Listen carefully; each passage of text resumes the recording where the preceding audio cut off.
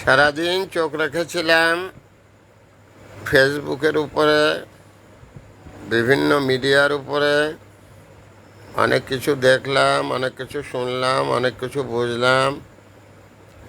লাস্টে আমার যেটা মনে হয়েছে সেটা হলো শিক্ষা প্রতিষ্ঠান সব বন্ধ করে দেওয়া উচিত, যাতে করে শিক্ষকদেরও কোনো দাবি দেওয়া থাকলো না, আবার ছাত্রদেরও কোনো দাবি দেওয়া থাকলো না।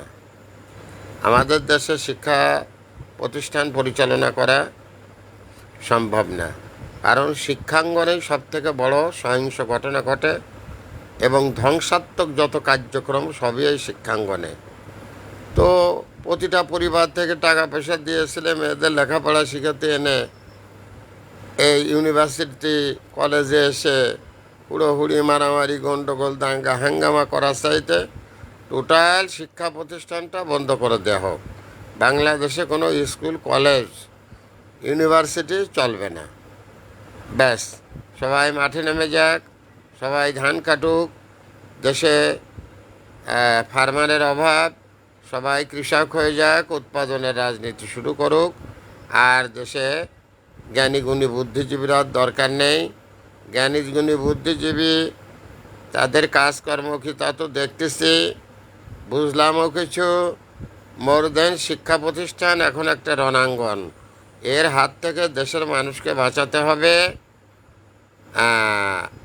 জনদুর্ভোগ কমাতে হবে।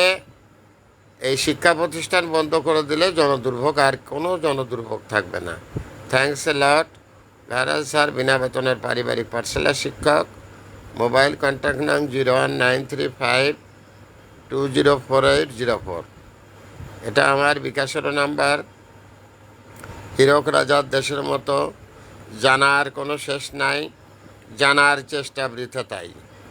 আর যারা জানছে, জেনে তারা যে গণ্ডগোল, দাঙ্গা হাঙ্গামা করছে, শিক্ষাঙ্গন, সন্ত্রাস, রণক্ষেত্র, কুরুক্ষেত্র, কোনো প্রয়োজন নেই লেখাপড়ার। সব শিক্ষা প্রতিষ্ঠান বন্ধ করে দেন। গভর্নমেন্টে যারা আছেন, এ দেশে কোনো বিদ্যালয় চলবে না।